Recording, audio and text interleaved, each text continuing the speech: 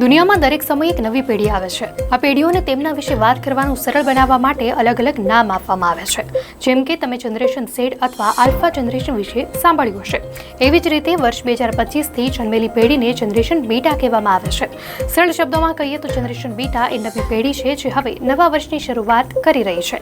Zen beta એટલે કે જે બાળકોનો જન્મ 2025થી 2039 વચ્ચે થશે તેમને બીટા જનરેશન કહેવાશે. આ પહેલા 1997થી 2012માં જન્મેલા હોય તેમને ઝેન સી અને 2010થી 2024માં જન્મ્યા હોય તેમને ઝેન આલ્ફા કહેવાતા.